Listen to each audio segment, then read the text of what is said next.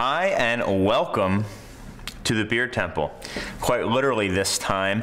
It's been a long time coming and it's not quite ready to go. As you can see, there's still some stuff set around, but this is the future home of the Beer Temple. This is probably somewhat how I'm going to be doing the show from now on. I've got to make some changes. I can already hear that my voice is echoey, so please forgive me. I don't have any lights set up or anything like that. It's just the LEDs that I had put in. But there you go, guys. Welcome to the Beer Temple. Today I am in the store setting stuff up, and I thought I would do a show not only from the store but also from a new brewery. Well, actually not a new brewery at all, but a new brewery to Chicago. That is Deschutes out of Portland, Oregon.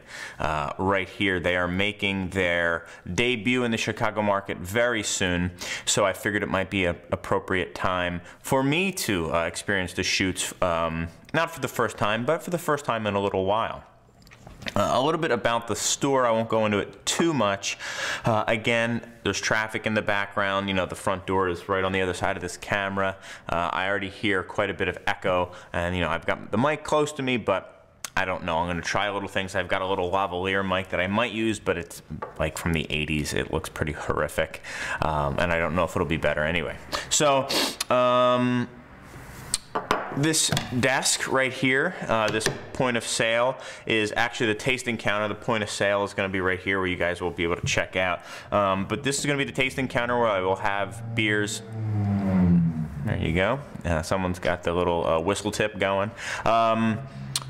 There is a tasting counter right here made out of whiskey/beer barrels. In fact, I happen to have this here. I swear it's not here on purpose.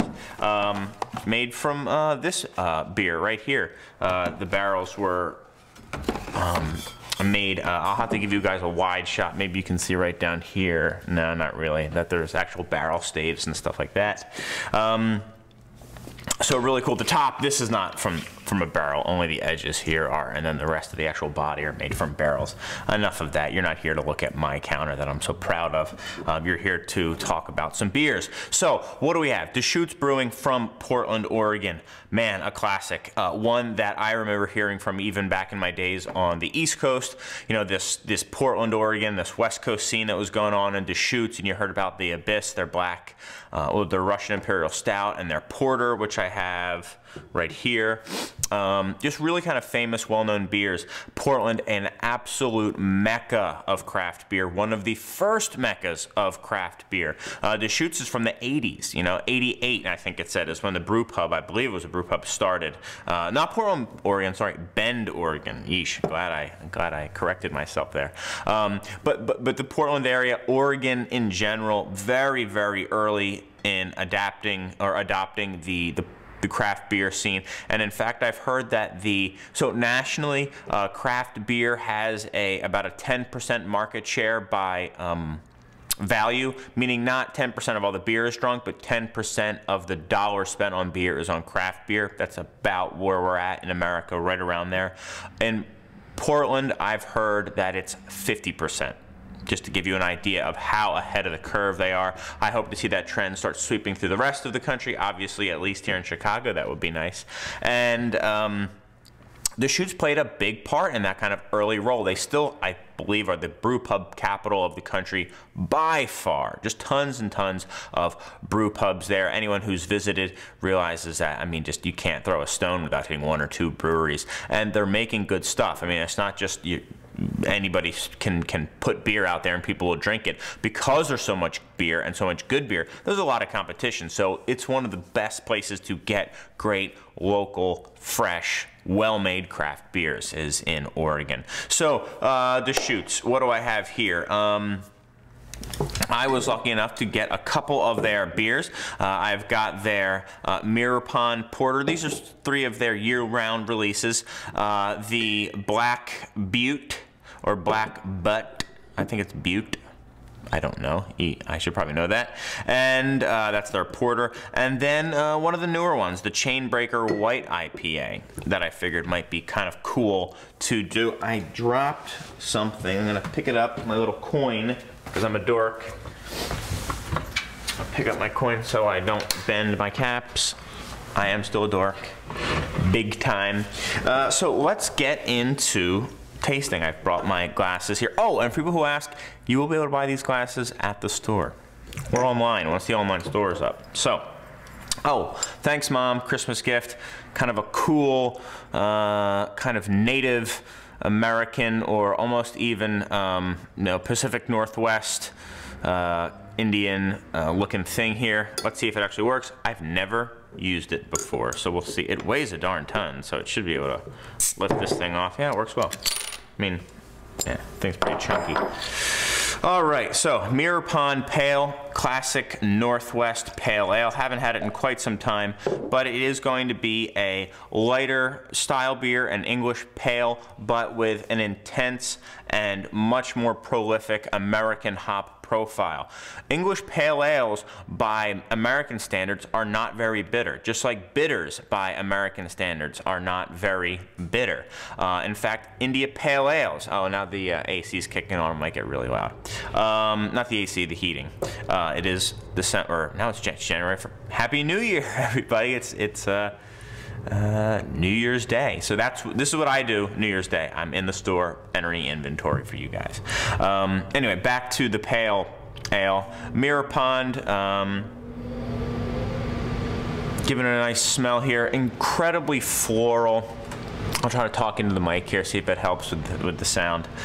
Incredibly floral. I get a lot of orange blossom. Reminds me a lot of a Centennial hop. I don't believe they have Centennial. It has a really nice malt backing as well. I can already tell that by modern standards. Remember, this beer has been around for quite a while. Very aggressive to start, but it's a much more sessionable, much more balanced pale from the smell by today's standards, you know, compared to like something like a Zombie Dust or an All Day IPA or things like that. A little bit of like a nice spice to it as well, like a spicy earthiness gives me a little bit of like a cookie note to it, a little bit of a kind of caramelized cookie to go with that really nice orange, not quite to the marmalade, a little bit brighter like the orange blossom. Let's see what it says. If it says what hops are in here. It does not, but that's fine. Really, really lovely smelling beer. I don't have a dump bucket either. Oh well.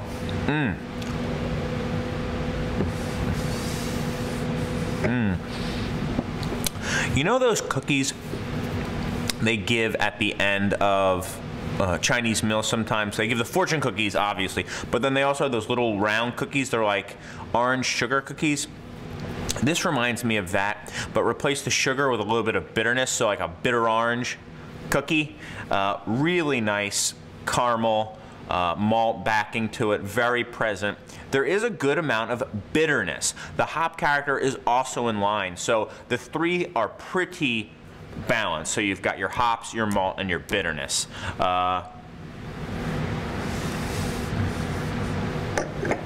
Easy drinker. You know, the only thing I would say that would detract from its pure drinkability would be I was looking at the alcohol, 5%. So, I mean, a session beer here. Something that is not going to knock you on your butt after one or two. It is quite bitter, so you might want to have some nice fatty foods to kind of cut through that. You know, will go great with cheeseburgers or some more higher fat content foods. Wonderful with pork, I would think. Really nice beer. I'm going to go 92 for the Mirror Pond Pale Ale from Deschutes. This beer, in terms of freshness, is wow. It's almost going till April now, so we've got a good 3 months on it. It's good through the end of March. So. Nice fresh product here, and it smells absolutely wonderful. So the Deschutes Mirror Pond Pale. Let's see how well this works without the coin works just as well. That would be weird if it needed a quarter for it to work. Really one of the first Deschutes beers I remember hearing about. Like, have you had Deschutes? People would ask, no, I haven't. Oh, they've got this porter, Black Beaut, Black Butt. I think it's Black Beaut. What B-U-T-T-E? Somebody tell me what that is. And it's funny because back in the day, with a lot of these brew pubs, everybody made a porter. I do think it's probably one of the easier styles not to screw up. That doesn't mean it's one of the easier styles not to make exceptionally well. This is an English style porter. In fact, both of these two are English styles, ales, and really dark. I can just see kind of through the foam, nice kind of off-white, like a light, not quite light brown sugar head, and it's really kind of foaming up. It has a nice kind of soapy look to it. Well, very coffee intense here. I don't get as much of the chocolate. Maybe a little milk chocolate with hoppy chocolate, hop edge. Okay. So I'm getting more coffee than chocolate. You know, it is in there, like I said, some milk chocolate. Maybe a little bit of a spicy English style hop character as well. Nice smelling beer.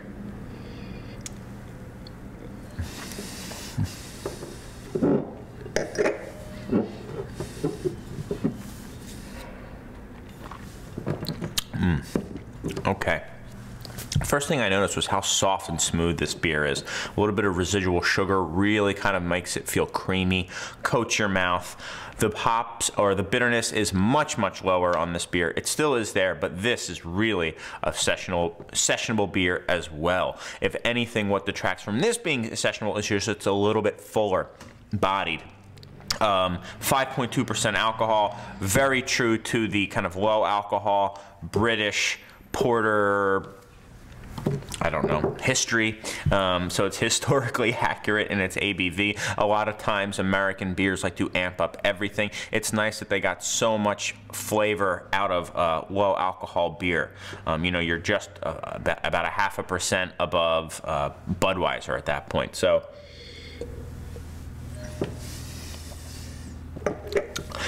the milk chocolate's a little bit tamed down, maybe it's like a semi-sweet now. I get some good kind of coffee ground, like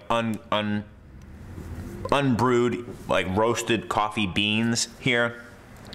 Some of that earth as well is absolutely present, a little bit more on the palate than I had gotten on the nose, and again balanced though. So it does have some of that spicy earthy hop character to go along with the roast and the chocolate. Little bit of bitterness on the back end, nothing near the mirror pond here. And it's delicious. I'm gonna go 91 with the Black Beaut Porter from Deschutes. It is a no-brainer really when you're looking for a six-pack that you can kind of just hang out and drink on, you know, when you don't really feel like contemplating your beer. You know, it's really a solid drinking porter at that point. So there you go. I might want to give, hold on one sec again, plastic cup, give myself a little bit of a rinse here for the Chainbreaker IPA. I included this one in here because I have a funny kind of, well, it's not really funny. I have a personal story here, and I think it talks a little bit about not only differences in perception, but also in kind of palate shift. And I don't even mean this in terms of what one person's palate, how it shifts over time. And I've done shows about palate shift if you guys want to check that out at the site craftbeertemple.com. But I'm talking a generational palate shift, and I'm talking about even among craft beer connoisseurs. I was on a beer tasting panel, and we were tasting IPAs, and it was a blind tasting, and we were doing evaluations, and we were coming along to Belgian IPAs. and a lot of the people did not like that style in general. I've done shows on Belgian IPAs as well. It's a pretty, it segregates a lot of people. Some people just don't like Belgian IPAs. I personally seem to think that they can be good, but they often are not good. And this beer came up, I obviously didn't know it at the time, on the tasting panel, and people, it just absolutely got trashed. And and these were people who I will say have more beer knowledge than me, had better palates than me, and a longer history in the beer community than me. So I respected their opinions very, very much. But when it came around to me and I had to give my opinions, my evaluation, I had written it down, I had to say what I had written. I said I really liked this beer. I thought it was excellent. I thought it was a really interesting interpretation on Belgian IPA, and I'll get into why in just a moment. And I gave it a really high score. My score, because it was such an outlier, actually might have gotten thrown out. I don't even know. And I found out later that it was the Chainbreaker IPA, and I said, oh, wow, I wish I could get this beer, because being in Chicago, I don't really have access to it. And it is a white IPA, so it is it uses a Belgian yeast, and I wonder if, yeah, it has coriander and orange peel. Wit beers, white wit beers have orange peel and coriander. This uses regular orange, not the Curacao bitter orange, similar to what Blue Moon does. Blue Moon uses the regular sweet orange peel rather than the Curacao, and it gives you that nice orangey flavor. Anyway, so I was a little, well, I had enough confidence to say, well, you know, I like what I like. Maybe most people don't like this beer, but anyway, as the Great American Beer Fest or World Beer Cup came along, this beer won gold or silver. And to me, I don't think that means that whoever said they didn't like it was wrong, or that I was inherently right. I think to me it just means if you like a beer, you like a beer. Don't worry what anybody else says. It doesn't matter. I mean, good for you. You're drinking a beer you like. You know, other people might like it too. They might not be in the room with you. So on that note, let's see if I still like this beer now that it's not a blind tasting. You know, a white IPA, even more kind of newfangled version of an IPA than just the Belgian IPA. So in addition to the Belgian yeast, to the normal IPA recipe, they're also spicing the beer in a very Belgian wit kind of way with the classic coriander and orange peel, although, like I said, sweet orange. So let's smell it.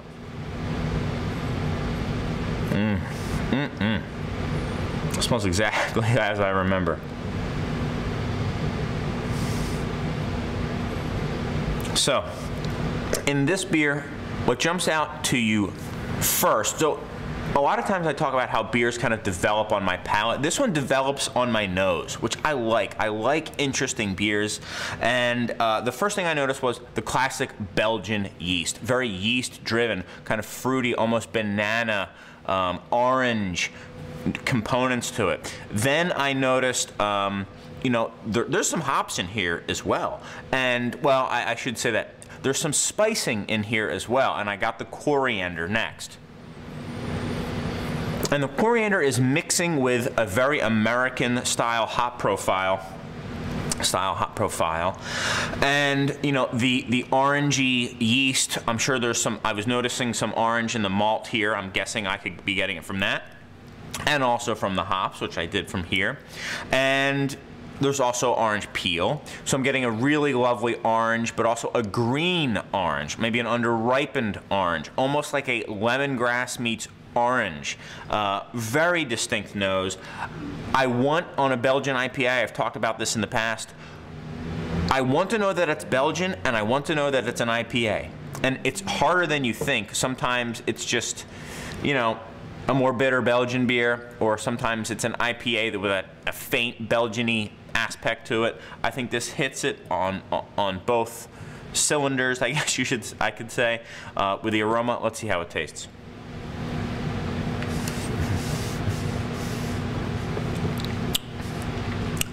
Again, good by mid-March, and 5.6 alcohol. Way to go with the session beers, guys. I really think that is the wave of the future. Apparently it was the wave of the past, and we're kind of coming back around.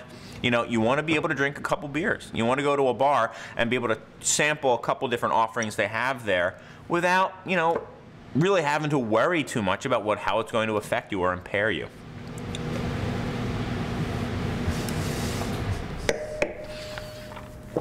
Very dry, light feeling in the mouth. A little more lemony than I was getting on just the aroma. So it's like a lemon orange, a little bit of that coriander, lovely yeasty and malty components as well. Very balanced, quite a bit of bitterness, not as much as the Mere Pond. Really nice and refreshing, would go lovely with a whole variety of kind of lighter foods like a roasted chicken or fish, many things like that. Cheese plate again, or fruit.